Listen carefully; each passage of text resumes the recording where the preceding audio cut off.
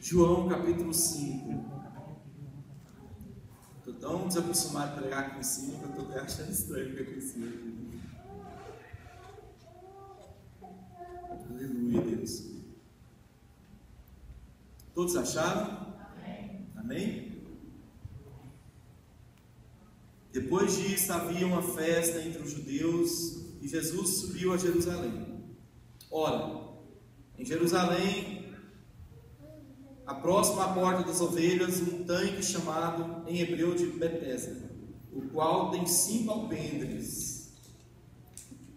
Nesse jazia grande multidão de enfermos, cegos, mancos e ressecados, esperando o movimento das águas. Porquanto um anjo descia em certo tempo ao tanque e agitava a água. E o primeiro que ali descia, depois do movimento da água, sarava de qualquer enfermidade que tivesse. E estava ali um homem que havia 38 anos, se achava enfermo. E Jesus, vendo esse deitado e sabendo que estava nesse estado havia muito tempo, disse: queres ficar são? Repita comigo. Queres ficar são? Amém. O enfermo respondeu: Senhor, não tenho homem algum que quando a água é agitada me ponha no tanque, mas enquanto eu vou, desce outro antes de mim. Jesus disse-lhe: levanta-te, toma o teu leito e anda. Logo o homem ficou são, e tomou o leito e andava, e aquele dia era sábado. Então os judeus disseram àquele que tinha sido curado: é sábado, não te é lícito levar o leito. Ele respondeu-lhe: aquele que me curou, ele próprio disse: toma o teu leito e anda. Perguntaram-lhe, pois, quem é o homem que te disse, toma o leito e anda? E o que fora curado não sabia quem era, porque Jesus se havia retirado em razão de naquele lugar haver uma grande multidão. E depois Jesus encontrou no templo e disse: eis que já está são. Diga comigo: eis que já está são. Não peques mais, para que não te suceda alguma coisa pior. E aquele homem foi e anunciou aos judeus que Jesus era o que o curara. Amém, igreja? Glória a Deus. Fale a paz do Senhor para os irmãos. Pai do Senhor, a igreja, né? Deus vem posto no meu coração essa mensagem para falar para vocês essa noite. Algo que o Senhor faz, que só Deus pode fazer, só Jesus pode fazer. Aqui a gente vê a história de um homem que estava sofrendo, aleijado. Um homem que estava sofrendo ali 38 anos, de forma terrível, de forma degenerativa mesmo. O homem estava ali, né, largado mesmo à própria sorte. Mas uma coisa interessante, se você vê na versão NVI, o versículo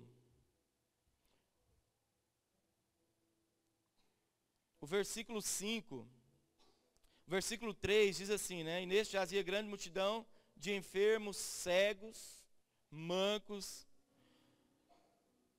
ressecados, esperando o movimento da água. Aí você pensa comigo, como que um cego vai ver o anjo descer, né? Coisa interessante, né? Lá tinha muito cego. Como que um coxo, um aleijado? E ali havia uma multidão. Jesus fala, o texto está dizendo que ali existia uma multidão de doentes.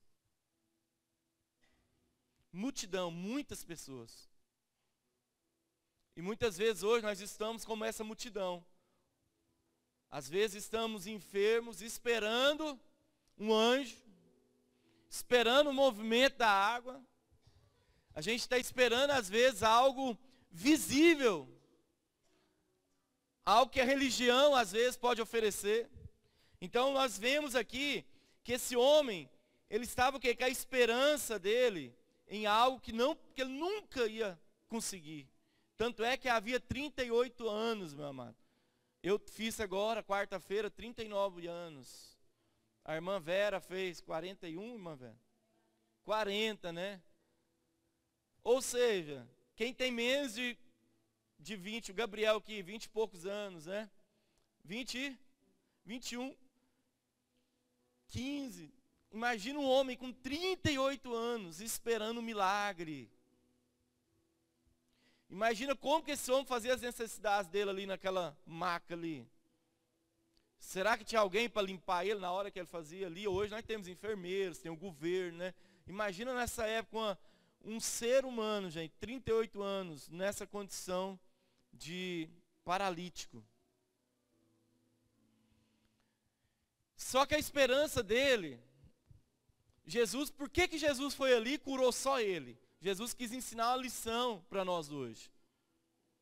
Todo mundo que estava ali, estava esperando que o mover, o agito das águas. O agito, né, de um anjo. Porque se não vês, tinha pessoas ali que queriam ver antes do agito, eles ficavam prestando atenção no anjo, para ver qual que vai aparecer primeiro, né? Quero ver o anjo. E outros esperando o agito das águas ali, o mover da água. Mas a verdade é que isso não pode. As pessoas que olham para essa direção estão olhando para a direção errada. Deus não tem essa forma de curar. Deus, ele cura com a palavra dele, através da palavra. Através da palavra de Deus, o milagre acontece. Basta uma palavra. Basta uma palavra. E a palavra de Deus tem tanta autoridade, meu irmão, que Jesus, ele falou uma única vez. E o milagre aconteceu na hora. Instantâneo. Instantâneo. Ninguém volta para casa. Quando Jesus cura, ninguém volta sem receber a cura. Quando alguém vai e é alcançado pelo Senhor. Vocês sabem, alguns sabem aqui, eu tenho uma filha do meio chamada Isabel. E ela nasceu, né, com problema nas pernas, ela não ia andar, displasia, né, descolada aqui o fêmur da bacia. Não era colado, era soltinha a perna e ela não conseguia ficar em pé. E nós fomos a uma cruzada de milagre. Meu amor me chamou, tinha uma aula e ela, né, e vamos e tal, e ela pegou Isabel e levou nessa cruzada de milagre. E lá, a Lidiere conta que viu Jesus vindo e tocando sobre a mão dela, e ela tocou Isabel. E a Isabel ficou curada instantaneamente. Ela não conseguia ficar em pé, Isabel. E nesse dia ela pôs ela em pé, e ela ficou em pé. Foi um milagre. Jesus, ele não deixa nada para depois. Teve um homem que era cego, ele fez lodo, cuspiu, pôs nos olhos dele o barro, e aí ele falou: o que você enxerga? O que você está vendo? Ah, eu vejo como os homens como árvore. E Jesus foi lá de novo e completou a obra. Ele não despediu o homem mais ou menos curado dos olhos. Quantos estão entendendo? Diga amém. Quando Jesus faz algo em nossa vida, é completa a obra. Completa a obra. E se o Senhor prometeu algo, Ele vai cumprir. Mas o tempo de Deus é o tempo de Deus, não é o nosso. Nós somos muito ansiosos. Nós temos ansiedade. Nós temos o que? Nós somos afobados. Tem o tempo de Deus para tudo. João Pedro, meu filho também. Um dia a gente comendo lá na casa da minha mãe no setor oeste. E a gente descuidou um pouco. E o João Pedro foi, caiu na piscina. Tinha 3 anos de idade. E a minha sobrinha, a Ana Clara, foi lá e falou: o João Pedro está lá na piscina. Chegou lá, o menino estava boiando na piscina. Pegamos ele, levamos para o médico falou, olha, esse menino nasceu de novo, é um milagre. Toda criança que cai afunda, e ele ficou boiando. Não entrou água no pulmão, foi um milagre. O médico falou para nós, olha, essa criança nasceu de novo. Foi um milagre. Se a gente for olhar, nós temos muito para agradecer. O que você daria em troca de um filho? Você que é pai e mãe. Você daria todos os seus bens por causa de um filho, sim ou não? Com certeza, né? Então se eu já tenho um milagre, o que mais que eu quero de Deus? Eu já estou no lucro. Né? Você acha que acabou? Ah, pastor, Deus me livre. A Isabel brincando na janela do apartamento nosso, do quarto andar. Lá tinha grade. E ela passa pela grade e fica espendurada no quarto andar. Fica espendurada lá, segurando na grade lá. Aí a Ana Clara de novo, minha sobrinha, né? A Ana Clara tá pendurada, né? A Isabel, aliás, né? A Isabel tá pendurada, né? Aliás, aí vai lá, socorre a menina, né? E tal. Deus é bom, sim ou não? Então o que mais que eu quero, gente? Já estou no lucro. Pode perguntar para qualquer pai aqui. Se o seu filho estivesse passando um risco de morte, você venderia todos os seus bens para salvar ele? Certeza, falo na hora. Sim ou não? Né? Na hora. Agora eu quero que você pense, esse homem aqui, gente, 38 anos. 38 anos sofrendo numa maca. Todo largado, ninguém olhava por ele não tinha um para ajudar ele. Mas o foco dele estava na direção errada. O foco dele estava na direção errada. Eu lembro quando a Isabel nasceu, ela ia a Lidiéria, eu fui lá visitar, né? Todo pai, quando o filho nasce, né? Pelo menos deveria ser assim, né? Vai lá ver o filho, né? Tem aquela expectativa. A hora que eu entro no quarto do hospital, eu já vejo a carinha da Lidiéria assim, meio triste. Eu falei, vixe, tem alguma coisa. O que foi, meu bem? Ah, o médico falou que a Isabel vai ter que voltar aqui mais vezes, porque tem um probleminha no pé dela, os pés dela nasceu torto, os dois pés, além da displasia, nasceu torto os dois. Aí eu falei, amém, né? Isso aí, menos mal, mas tá bem e tal. Ah, mas tem outra coisa também, parece que tá descolado, fêmur também, não sei o que e tal. Aí meu chão saiu dos meus pés. Eu fazia seminário nessa época na Luz para os Povos, todo dia. Fazia seminário. E eu ia para o seminário, naquela Bernardo Saião. Vocês sabem onde é a Bernardo Saião? Era lotado de gente. Eu andando para ir para o seminário.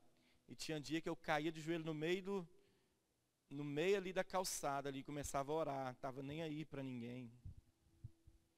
Meus irmãos, um pai, uma mãe faz qualquer coisa pelo filho. Eu andando para ir para o seminário. De repente eu caí de joelho, muitas vezes lá, eu caí de joelho lá, começava a chorar lá, Senhor, tem misericórdia da Isabel, cura minha filha e tal. Para mim ela, né, os médicos põem medo, que demora a andar 2 anos e tem que fazer direitinho o tratamento e tal. E eu caía e orava pela minha filha.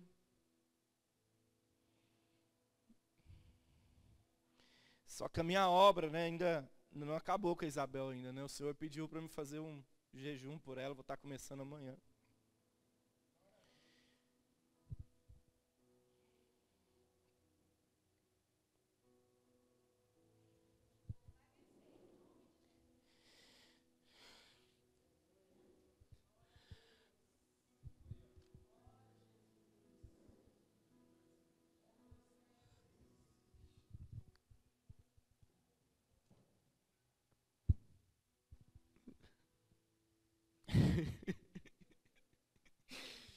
Amém, filho. Por que eu estou dizendo isso? Porque não tem nada que a gente não faça por um filho da gente. Nada. A nossa maior missão como pai, como mãe, é cuidar dos nossos filhos e nossa esposa e cuidar da nossa casa. E o Senhor me deu uma direção para mim estar jejuando por ela. E eu estou dizendo isso, por que Jesus foi ali por causa de um homem só? A palavra de Deus diz que Deus amou o mundo de tal maneira. Imagina Deus vendo o sofrimento desse povo, gente. Essa semana eu estou muito quebrantado e eu vendo a situação de um povo muito sofrido, eu vendo umas histórias de alguns travestis que tinham sido presos essa madrugada, essa semana. E eu fiquei pensando, gente, olha a situação dos travestis. Alguém dá emprego para algum travesti? A família aceita o travesti? O que sobra para esse povo fazer, gente? Prostituir. Não tem mais nada para eles fazer. Ninguém dá um emprego para esse povo. Ninguém dá uma casa para um travesti, né? E eu fiquei vendo alguma reportagem e tal, isso me comoveu demais. E eu falei, meu Deus, o que nós estamos fazendo como igreja? Eles não têm opção, eles não têm outra opção. O diabo, né, usa a circunstância e joga eles. Eles é a margem da sociedade. Ninguém gosta, ninguém quer estar perto, travesti, ninguém. Eles são total, eu acho que não existe nada mais excluído do que o tal do travesti. Aí eu te pergunto, onde nós estamos aí como igreja, né? Se a gente for fazer uma autocrítica, meus amados, é a misericórdia de Deus, né, Dori? A graça. Nós temos muito. Só da Isabel já ter andado, já foi um milagre de Deus, né? Quantos pais não vendem tudo para um filho andar e às vezes não pode andar? O que Deus já fez na sua vida que você ainda precisa de mais prova que Deus chama?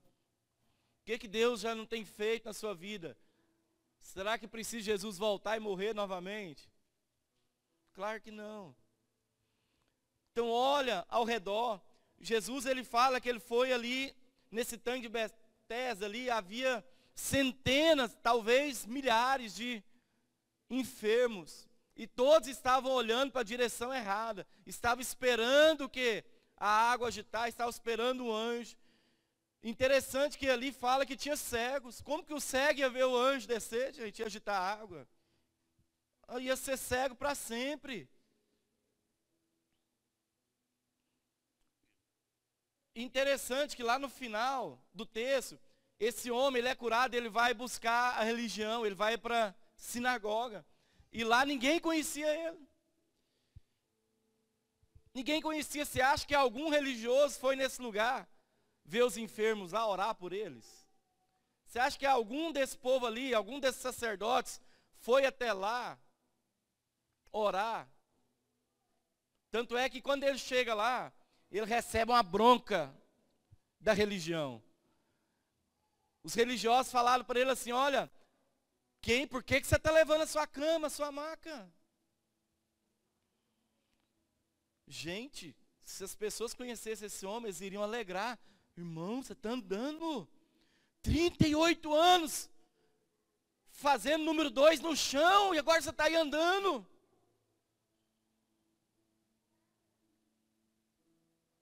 Imagina a dificuldade desse homem, mas não. O tal do religioso, a pessoa religiosa, ela só critica, ela não consegue ver a bênção de Deus na vida dos filhos deles. Foi isso que os fariseus fizeram. Danaram com o homem, ele tinha ido para a casa de Deus. Porque a primeira coisa que ele fez ao ser curado, ele pega a maca dele. Jesus não disse para onde ele deveria ir. Jesus não falou, vai para o templo e tal, mas ele era um homem temente a Deus e ele sabia que toda cura deveria se levar uma oferta em agradecimento na casa do Senhor. Ele sabia disso, porque ele não nasceu aleijado, esse homem. A palavra de Deus diz que ele estava enfermo há 38 anos, quer dizer o quê? Que ele não nasceu naquela condição. Talvez ele tivesse 60 anos, 50 anos, mas havia 38 anos que o pecado havia feito isso com ele, porque Jesus disse lá no final, vai e não peques mais. Jesus, ele dá uma ordem, não peques mais. Ele não falou assim, olha, cuidado. Jesus não disse, peque menos, cara, vigia. A palavra de Jesus foi certeira e no ponto, vais e não peques mais, para que não aconteça algo pior. O que é pior do que você ficar aleijado 38 anos, sem ninguém te ver e tentando molhar num rio, num lago lá, num tanque, gente? Gente, só tem algo pior do que isso, o inferno. Uai. Hoje em dia as pessoas com necessidade especial, cadeirante, tem toda, né, uma equipe para ajudar e tal, e a vida deles não é tão fácil, é uma vida de superação dia após dia, mesmo tendo todo esse conforto assim tecnológico. Imagina isso há 2000 anos atrás, a pessoa ficava jogada num leito, 38 anos, aí Jesus chega para ele e fala, olha, vai e não peques mais, para não te acontecer coisa pior. Eu só consigo imaginar uma coisa pior do que isso, o inferno. Não tem nada mais, não tem nada pior do que isso. Então Jesus adverte ele, olha, vai e não peques mais. Aí ele vai e conta, foi Jesus, foi ele que me curou. Porque Jesus ele não fazia propaganda dele, ele fazia as coisas e ausentava. Hoje a gente vive, né, no mundo da propaganda. Hoje as pessoas vão fazer cura e filma a cara da pessoa lá, né, filma e põe no Facebook, né, aí fala, né, pastor, você tem que chamar um pregador de cura, você tem que chamar, meu irmão, as pessoas estão idolatrando homens. O mesmo Espírito Santo que tem em mim, tem em qualquer pessoa, tem em você. Você pode pregar aqui. Mas você vê que, viu um status de um pastor, o ex-bruxo, não sei o quê, e põe aquele até o fundo. Ex-bruxo das estrelas globais. O homem que revela o oculto. Aí tal. Aí você vê o status lá no outro dia, eu vi lotado de gente a igreja, lotado. Foi lá ver Jesus, que foi o quê? Bando de idólatras. Foi ver o homem que era bruxo das estrelas globais. Até eu queria ir lá pegar um autógrafo com ele, tirar uma foto, né? Ficar famoso, né? Agora é o bruxo. Não, as pessoas amam idolatrar homens. Amam. Onde o testemunho do passado vale mais do que o testemunho do presente. As pessoas querem ouvir a desgraça que ele vivia, não querem ouvir a bênção que ele vive hoje. Se ele for contar o que ele vive, o que Deus faz hoje na vida dele, não enche igreja não, meu irmão. A pessoa quer ouvir o que? O sangue, porque eu matava, nossa, porque eu enforcava criança, porque eu fazia sacrifício, aí o povo, uau, é o homem. Né? Povo ao delírio. Pô, meu Deus do céu, onde nós chegamos? Onde nós chegamos? Eu já falei para vocês. O pregador chegou em mim querendo vir para cá e arrancar 20 mil dos irmãos, ele me garantia. Falou, não, eu vou fazer sair agulha do umbigo, não sei o quê, é 20 mil no mínimo, nós vamos arrumar. Gente, aí fala, né?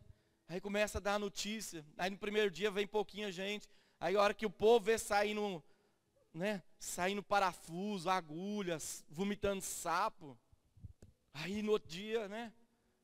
Né? Aí quem sai famoso? É a pessoa, Jesus. Que Jesus o quê? Jesus que passe para lá.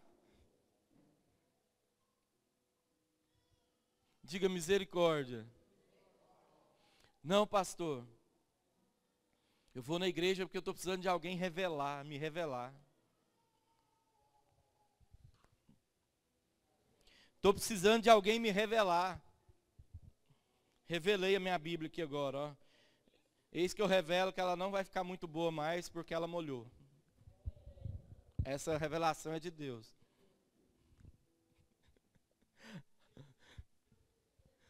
Certeza. Meu celular também eu revelo que ele não vai dar problema, porque ele é a prova d'água, bem feito. Comprei a prova d'água porque eu sabia que eu ia molhar ele um dia.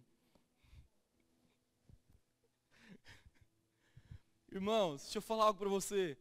Você tem que ter fé na palavra de Deus. Você não pode depender do agito das águas. Aquela multidão estava esperando o agito do anjo descer. E agitava, estava lá aquele monte de doente, esperando a água agitar, para eles poderem receber algo que Deus, simplesmente com a palavra, poderia dar. Jesus, quando chega nesse homem, fala: tu queres ser curado? Pergunta comigo: tu queres ser curado? Toda igreja: tu queres ser curado? E ele falou, ele justificou: Senhor, eu não tenho quem me leve para a água, Senhor. Olha o tanto de gente aqui, como que eu vou, a hora que eu vou? Outro já foi no meu lugar. Aí Jesus nessa hora falou o seguinte: levanta e ande, tome teu leito e ande. Meu irmão, foi uma palavra de tanto poder, que a fé desse homem, ó, que se exploda. Jesus falou, tem que acontecer. Porque agindo Deus, quem impedirá? Obrigado, amor. Agindo Deus, quem impedirá? Então, esse homem não tinha fé no que Deus poderia fazer. Mas quando ele respondeu isso para Jesus, Jesus falou para ele na hora assim: olha, levanta, anda, e vai embora. Meu irmão, veio o poder do Espírito Santo sobre esse homem. Aquilo que era aleijado, levantou ele no automático, irmão. Os ossos se juntaram ali, as articulações, né, se ligaram. O que era quebrado consertou, o que era, né, o que não tinha veio, apareceu. Porque quando a palavra de Deus é liberada, pode levar a Bíblia lá, mãe, que molhou muito ela. Depois, vai levar lá. A palavra de Deus diz que no começo, o mundo foi feito pela palavra de Deus. Falou: haja luz, e houve luz. A luz teve que aparecer do nada. Amém ou não? Então, qual que é o seu problema? Será que Jesus não pode fazer algo por você? Sim ou não? Será que Jesus não pode te curar essa noite? Se você crê. Se você crê que Ele pode, Ele vai fazer. Esse homem, ele nem creu. Ele falou: não tem ninguém para me ajudar. Jesus falou, né? Levante e anda. E foi feito um milagre para provar o quê? Que quando Deus age, ninguém pode impedir. Deixa eu falar algo para você. Preste atenção aqui em mim. Eu sou crente há 18 anos. Crente há 18 anos, né? Eu posso falar alguma coisa, né? Amados, eu sempre tive muita fé na palavra de Deus. 19 anos, eu nunca sei, né? Quase, vou falar, arredondar para 20, ficar no 20, uns 2 anos. Eu nunca, né? Eu sempre tive fé na palavra de Deus. Quando a minha filha nasceu e ficou dessa maneira, eu ajoelhava e pedia a Deus, que eu sabia que Deus poderia curar ela. Quando eu estava com a minha empresa, bombando, MR, informática, e aí eu me converti e tal, descobri que eu fazia tudo que era errado. E aí quando eu liguei para um gerente para pagar um cheque meu, na época, de mais de 20 mil reais, o gerente falou assim: não tem como não, Marco. Eu ajoelhei no telefone e falei: bendito seja o nome do Senhor, porque eu sabia que eu iria à falência naquela semana, eu sabia que a gente ia fechar. Mas eu não dei o jeitinho brasileiro, eu não continuei fazendo as coisas erradas. A hora que o gerente falou: não vou pagar, eu ajoelhei e falei: bendito seja o nome do Senhor. Porque, sabe por quê? Eu estou no lucro já. Eu estou no lucro. Quem tem Cristo tem tudo. Se você tem Cristo, nada nesse mundo que vai te tirar da graça do Senhor, da paz, que excede todo entendimento. Então, às vezes você fica numa correria, né? Trabalhando igual doido, não sei o que e tal. Cara, olha para os seus filhos dentro da sua casa. Tudo que você precisa já está do seu lado. Olha sua esposa, seu esposo, olha a casa, olha seus meninos ali, tudo tranquilo. Tudo que você precisa está do seu lado. As coisas mais valiosas da sua vida, Deus já está abençoando. Bênção de Deus não é riqueza, bênção de Deus não é posses, é paz de espírito.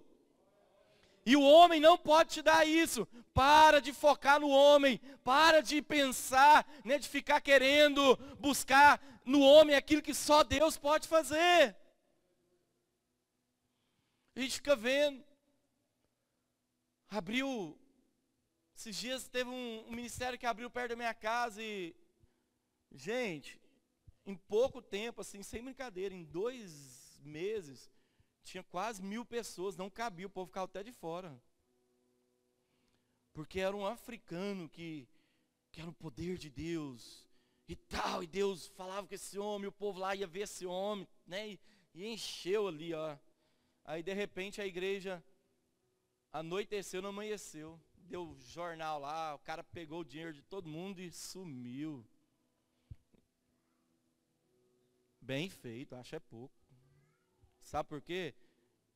Quem procura as coisas do mundo, recebe coisas do mundo. Eu fico triste, porque a gente vê, né, as pessoas, tanto de gente lá. Tinha um homem que trabalhava para o meu pai, na época. Né, tava com a vida toda errada, né, e tal. Aí pegou o dinheiro e falou, vou ali na campanha da igreja que abriu e tal, vou levar, que eu estou numa campanha lá, não posso falhar. E eu tenho que levar tantos reais. E meu pai falou, moço, mas seu salário todinho. Não, e tal, levou para o homem. O homem vazou com o dinheiro de milhares de pessoas. Pelo amor de Deus, gente. A gente tem que olhar mais para Jesus e menos para o homem. Eu fico triste que às vezes não é eu que vou pregar. As pessoas, às vezes eu não venho na igreja. Quando vem na igreja, eu não vou não, porque o pastor não vai. Você está idolatrando o pastor. Você não vai para o céu. Porque eu não posso te salvar, eu não posso. Eu nem dou conta nem de me salvar, quanto mais você. Nem me salvar eu posso. Às vezes eu sou mais errado que você não sabe. Quem pode salvar a gente é Jesus. Seu alvo, seu foco tem que estar em Cristo, porque Ele é o único que pode fazer alguma coisa por mim, por você. Então pare de ir na igreja por causa do homem. Pare de ir na igreja por causa do pastor fulano de tal, por causa disso e daquilo. Tenha compromisso com Cristo. Porque Ele é a razão de nós estarmos aqui essa noite. É Ele que nós devemos buscar. É o Senhor que morreu por todos. Não foi homem nenhum que morreu por você, mas foi Cristo Jesus. Foi Cristo Jesus. Cristo Jesus morreu por mim e por você. Nós precisamos de orar mais, igreja. Fala para o teu irmão, precisamos de orar mais. Meu Deus do céu, precisamos de orar demais. Amanhã tem oração das mulheres, meu bem está lembrando, às 7h30 né? Todas as mulheres aí, uma galera participando. Os dos homens aos domingos, 7h da manhã. Por mim eu podia 5 horas, mas nós chegamos a acordo 7 horas. Na Coreia do Sul, um dos países mais ricos do mundo. Todas as igrejas, uma igreja lá tem mais de 1 milhão de membros. O presidente lá é crente. Os pastores se reuniram para fazer um culto na madrugada. E há mais de 30 anos esse culto acontece. Culto das 4 horas da manhã. O povo acorda tudo antes de ir para o trabalho. 3 horas da madrugada e tal. E vai para as igrejas lá. E é lotado as igrejas lá, evangélicas. A maior igreja do mundo é de lá. Mais de 1 milhão de membros, uma igreja. E lá só tem igreja grande. Parece que a nação, mais de 60% é cristã. E é fervoroso o povo. Coreia do Sul. Coreia do Sul, gente, é um dos países mais ricos do mundo. A Samsung é da Coreia do Sul. Hyundai, esse carro top. Hyundai, né? Hyundai. Sei lá, vocês entenderam, né? Entende, né? Carrão bonito, assim, só os granfinos que andam, né? Gente, o povo que ora é um povo próspero. A nação é uma nação próspera. É uma nação próspera. A palavra de Deus diz que os que me buscam de madrugada, esses me encontrarão. Eu amo orar de madrugada. Amo orar de madrugada. A hora que todo mundo dorme, eu fico lá conversando com Deus. Relógio de oração. Então, olhe para mim, eu quero te dizer algo. Hoje é uma conversa que eu estou tendo com a igreja aqui. É uma conversa o quê? Para você entender que nós precisamos, nós podemos ir mais além do que nós estamos. Amém? Deus pode te levar muito mais além. Não se limite. Não espere o mover das águas. Porque a palavra de Deus disse que Jesus já tem todo o poder, foi dado nos céus e na terra. E Ele está conosco todos os dias. Jesus está com você todos os dias. Jesus está com você, meu querido, todos os dias. O homem não pode carregar. A religião não pode carregar. Mas basta a palavra do Senhor e você vai ser curado. Basta um toque na orla no manto de Jesus ali e você vai receber a cura do Senhor. Eu quero que você saiba de uma coisa, gente. Nós estamos vivendo dias maus. E se você não vestir a camisa da igreja, se nós não unirmos um só propósito, vocês sabem que o pastor de vocês não é de trazer gente para cá, para ficar pregando esse povo, eu não trago. Não adianta vocês virem falar comigo. Já veio várias pessoas, não adianta, eu não faço isso. Porque eu não acredito nesse povo, na maioria, infelizmente. Está me filmando aqui, vai até para a internet, vai ver, vai dar até problema. Você entendeu? Mas eu vou falar para você. Eu não acredito na pessoa que você tem que pagar R$2.000 para vir pregar na sua igreja. R$10.000. Louvor, né? Para trazer um artista, você tem que pagar caríssimo. Senão eles não vêm. Só que eu sou de acordo abençoar também, pastor. Então, é claro que a gente abençoa. Porque a igreja que não abençoa é uma igreja miserável. Só que está tudo errado. Quando vai fazer algo, um cantor ganha 30, 40 mil, às vezes um pastor não ganha nem, o dinheiro de volta. E a palavra de Deus diz que quem tem que receber dobrado honorário é o pregador. Está tudo invertido hoje as coisas. Eu já falei para vocês, às vezes eu falo, eu sou levita, mas no Novo Testamento não tem nenhum ministério de louvor, tem.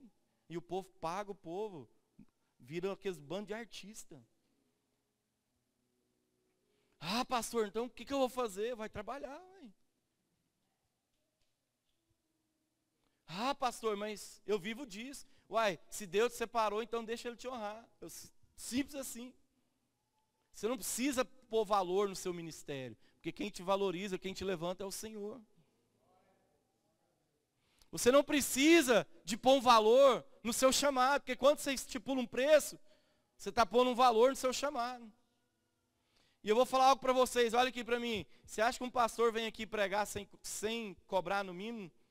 É caro. E às vezes a gente não tem dinheiro aqui para pagar o aluguel.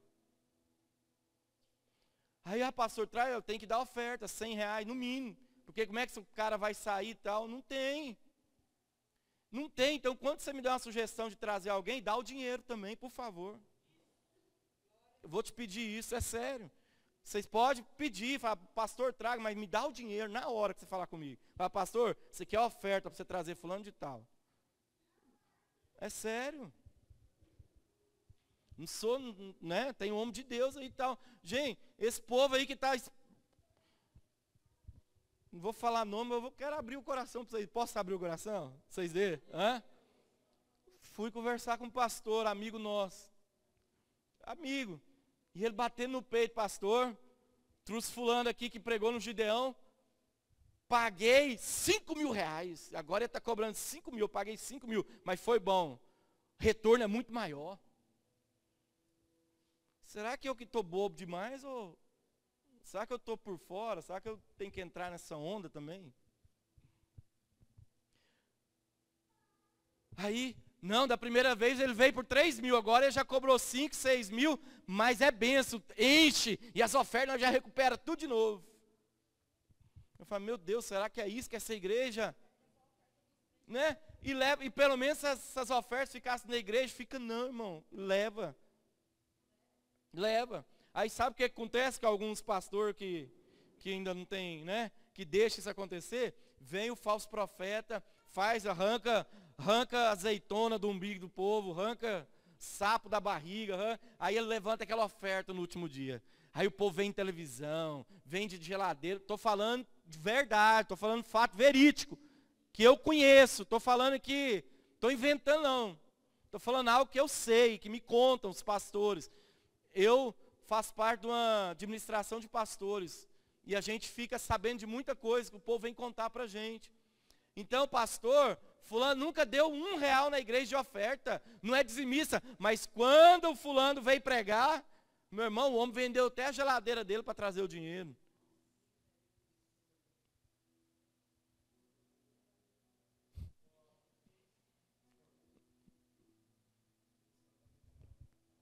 Pode falar, vem cá, meu filho. Se o Espírito Santo está te incomodando, quem sou eu de...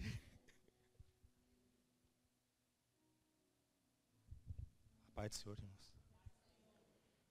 Irmãos, o que Deus vem revelando na minha vida há muito tempo,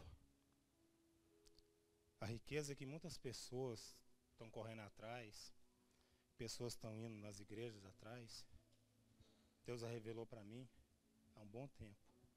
Depois que eu perdi meus pais, depois que o inimigo tirou muita coisa da minha vida, passei por muitas coisas. O que Deus quer da gente, a riqueza que Deus quer, todos os dias, Deus está livrando a gente, todos os dias Deus está nos enchendo de bênçãos, só que a gente não enxerga, porque a gente quer carro, a gente quer casa boa, a gente quer um emprego melhor, a gente nunca agradece por nada que tem. E eu aprendi uma coisa na minha vida, todos os dias eu falo para o meu Senhor, Senhor, cuida de mim, todos os dias. Todos os dias antes de sair de casa, eu oro, vou lá no quarto, oro pela Ana Maria, imponho na minha esposa, na minha caçula, pela minha filha que está em Portugal. E Deus vem cuidando de mim, irmãos. E eu me desapeguei de tudo, me desapeguei de dinheiro, me desapeguei de bens. E apeguei a minha família, porque o que Deus colocou na minha vida foi o seguinte: amar primeiro a Deus, a família e a igreja. Essas três coisas têm que andar junto. É o que Deus colocou no meu coração. Deus, que é tudo na vida da gente. A família, que é a menina dos olhos de Deus. E a igreja, porque é na igreja que você vai buscar santidade, na igreja que você vai buscar entendimento, é na igreja que você vai buscar forças para lutar o dia a dia. Esse dia para trás, a igreja acompanhou o que eu passei com a Laura. Eu não desejo nem para o meu pior inimigo, como se diz, pessoa que, graças a Deus, eu não tenho mágoa de ninguém, mas modo de falar. O que eu passei, minha esposa passou. Às 4 da manhã, nós acordamos, ela estava sem respirar no berço. Cheguei no hospital, gente, você está vendo o caos que está esse país, o caos que está Goiânia. Tinha um pediatra de plantão, atendeu minha filha na hora. No outro dia, ela ficou internada, não estava achando encaixe para ela. O médico do outro dia que estava de plantão conseguiu um encaixe para ela no Hospital das Clínicas. No domingo ela já estava de alta. Essa é a riqueza que Deus quer para a gente. Eu venho na igreja por isso. Eu não quero casa mais, eu falei para minha esposa quando eu conheci ela.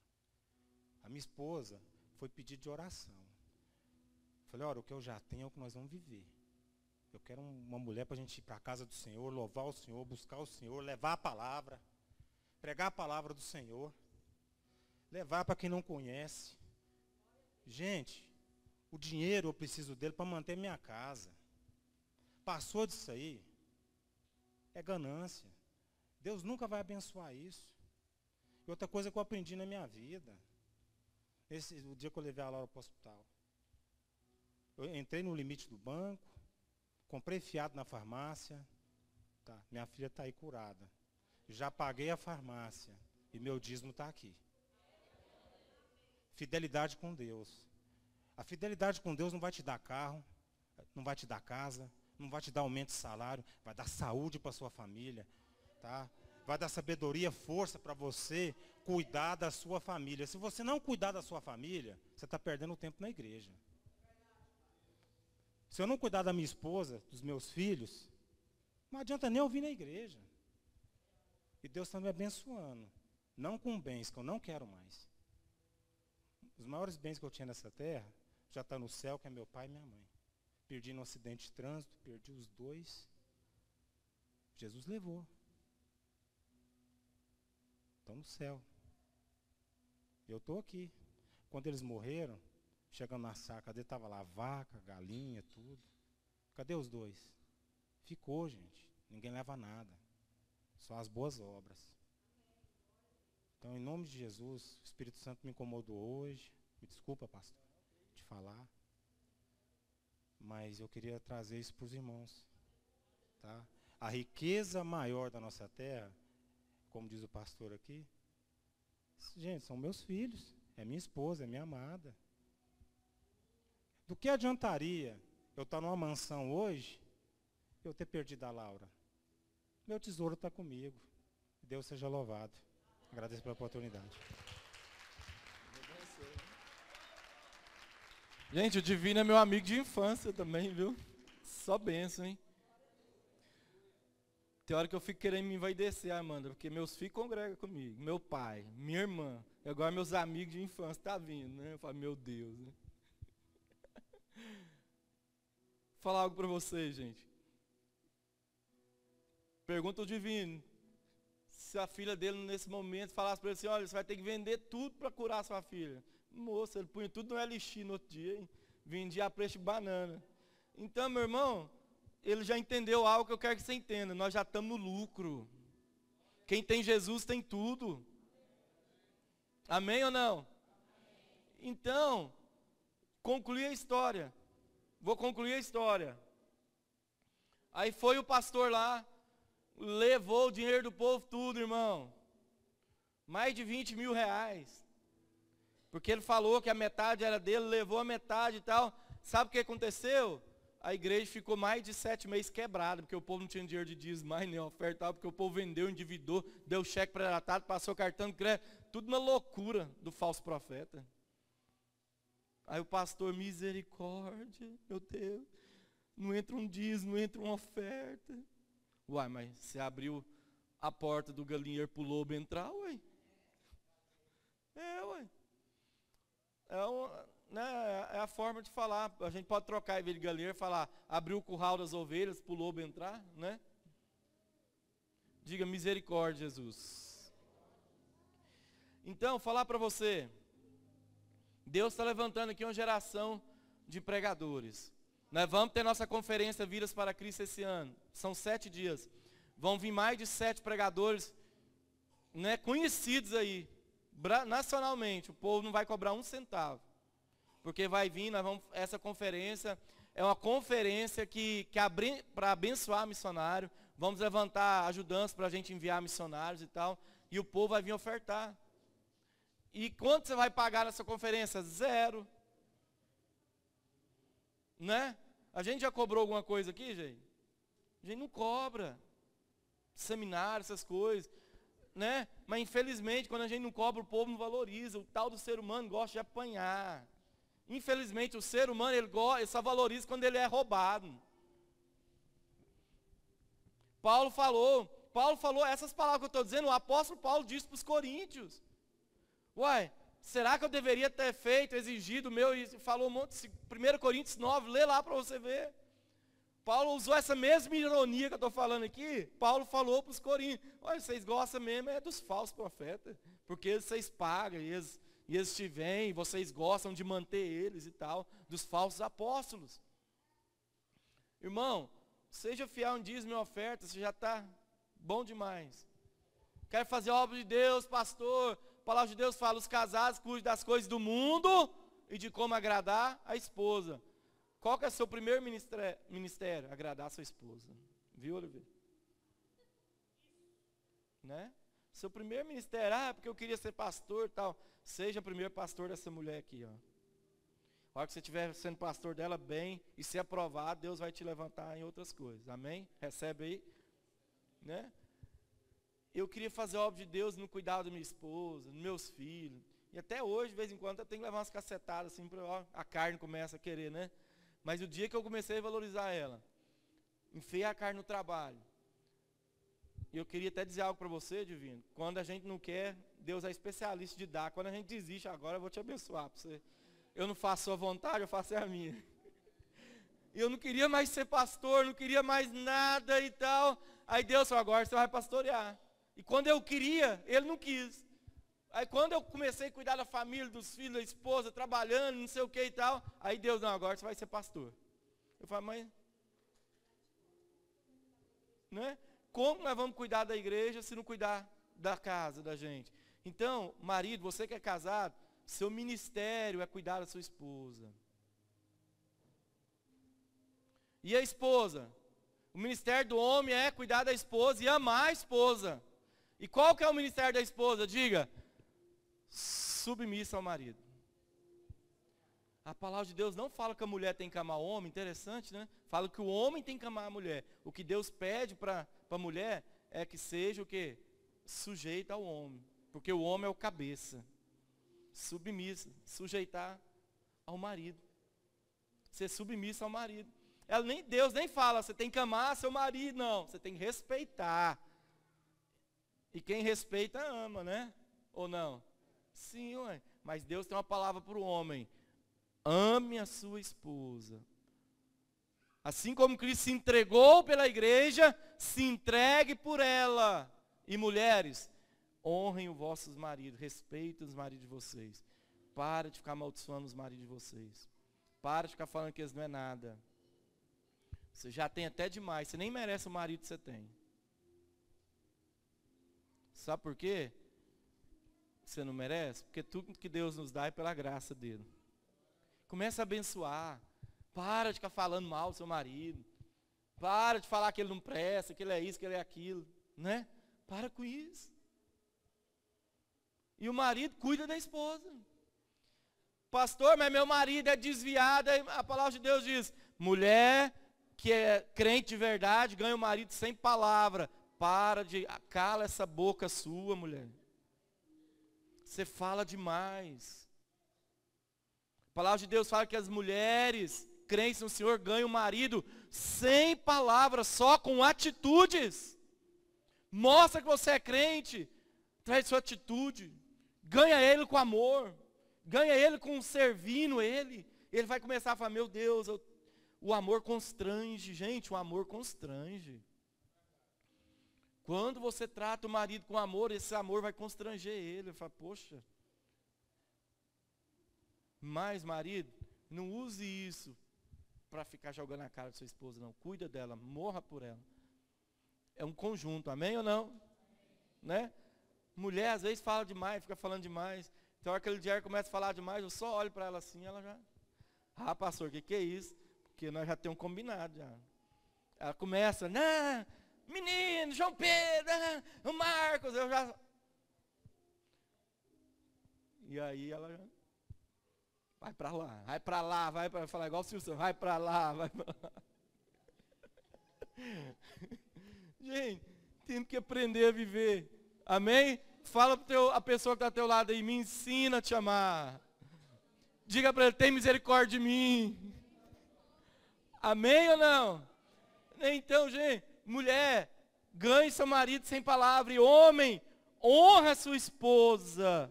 Priorize ela. Priorize. Deus te chamou para fazer a diferença nessa geração. Amém? Então, gente, vamos ficar de pé, vamos ceiar. Vamos ceiar.